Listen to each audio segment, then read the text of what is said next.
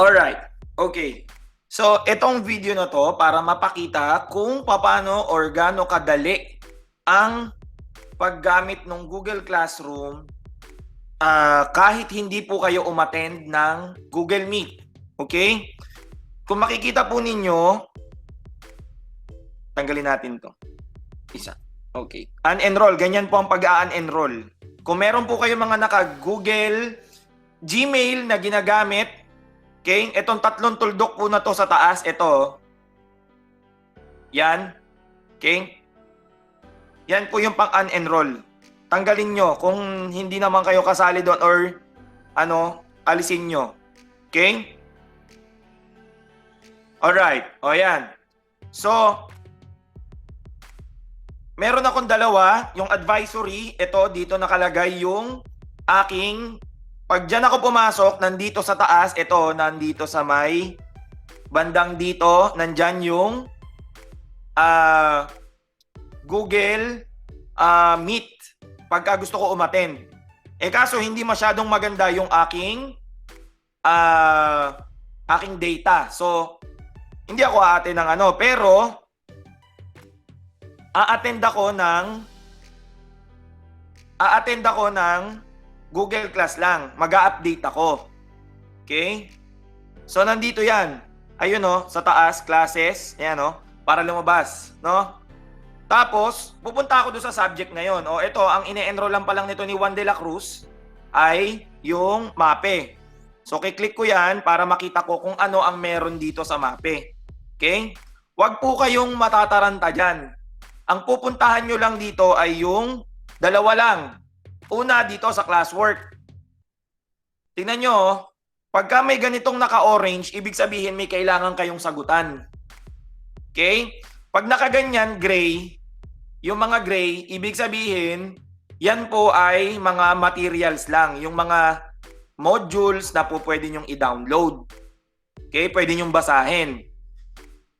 Halimbawa, gusto kong basahin yung module. Ito, may module. Kiklik ko lang yan. Tapos makikita ko na, nandun na yung module. So, ayan 02, 05, 01. Tandaan ko lang yan yung mga code. Halimbawa, pasukin ko yung 01. Pasay Music 9 Q1 01. Pasukin ko yon. Ayan na. Pwede ko na siyang i-screenshot. Di ba? Screenshot nyo lang, tapos basahin nyo. Okay? Labas ako ngayon dyan. Ayan yung iba pang modules. Dapat yung ibang subject teachers, meron na rin silang ganyan. Para, kahit hindi kayo magpunta sa Google Meet, hindi kayo umattend ng klase, at least updated kayo sa modules ninyo. Etong nakita nyo, yung kulay orange. Sa MAPE, meron kailangan yung sagutan yung quiz. Kung salimbawa na ayaw nyong magsagot ng module. Kasi yung module ay additional grade lang. Yung quiz ang talagang pagkukuhanan ng grade. So ito yan. Pindutin nyo lang yung quiz. Tapos pindutin nyo yan yung violet. Ayan na. Okay? So sagutan mo na yan. Magku-quiz ka na. Alright? Ayan ang dali lang yan. Basahin mo. Pero, bago kayo mag-quiz, basahin nyo muna. Ayan PE9 Q1 01. Tignan nyo muna yung module dito. Ayan PE9 Q1 01. Basahin ko muna yung module bago ako mag-quiz. Para alam ko yung sasagutan ko. Sir, sasagutan pa po ba yung module? Tulad ng sabi ko kanina, additional grade lang yon. Kung gusto nyong sagutan to sa papel, tapos para additional grade siya, pipicturan nyo lang siya. Picturan nyo lang sa papel. Yung sinagot nyo, answers only. Tapos, click nyo dito sa taas. Ayan module submission. Click nyo yan. Yung kulay gray. Tapos, click nyo yan. Yan MAPE module submission. Papasok kayo ngayon dyan. Lagyan nyo lang ng date. Tapos hanggang dyan sa section. Halimbawa, ayan, oh. A month 10 31 2020. O, subject area, halimbawa, gusto ko sagot ang module, yung PE. Yun na yung nagawa ko. Next, first grading, section. Halimbawa, section ko ay Yellow Bell. O, next. Pili ko ngayon yung pangalan ko. Yung pangalan nyo, nandyan na. Pag wala yung pangalan nyo, message nyo ako. Ibig sabihin, hindi pa kayo naka-enroll sa Google Classroom. Idadagdag ko pa. O, halimbawa, si Tabiraw. Ayan. Yung module na sinagutan ko, dapat ilagay ko yung ano. Pasay. Lagyan nyo yung dash. PE9 dash Q1 01. Importante yung module code para hindi maligaw. Okay? Pagkatapos niyan, add file na. Pindutin nyo na tong add file.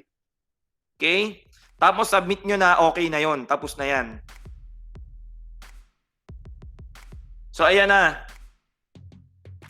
Ganon lang kadali. Module submission, ayan, ito. Okay? Kung gusto nyo makita yung mga ganito, yung module, puntahan nyo lang yan, tapos screenshot nyo. Tapos yung mga quiz, ayan. Okay? Di ba napakadali lang? Kahit hindi na kayo umattend ng Google Meet, okay lang, basta updated kayo dito. Paano nyo ngayon malalaman, ito na yung huli, paano nyo malalaman kung kayo ay merong kulang?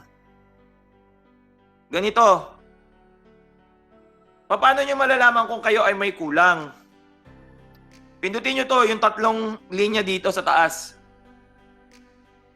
Tapos pindutin nyo yung to do. So makikita nyo ngayon, ayun oh, yung quiz, kailangan kong gawin yon. Click nyo yon, oh yun, mapupunta ka sa quiz.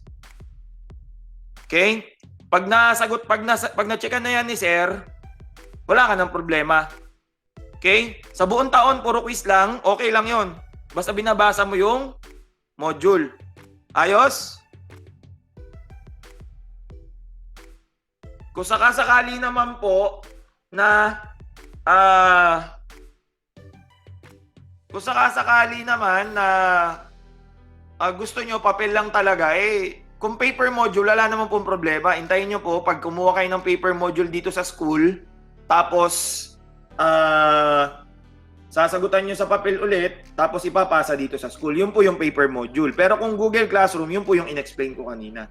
Okay? So, dalawang klase po kayo. Isang paper module, isang Google Classroom. So, mamimili na lang po kayo. Kasi yung Google Classroom, hindi naman po yun masyadong malakas sa data. Ang malakas sa data yung ganito, yung Google Meet. Okay? Sige, maraming salamat sa inyo.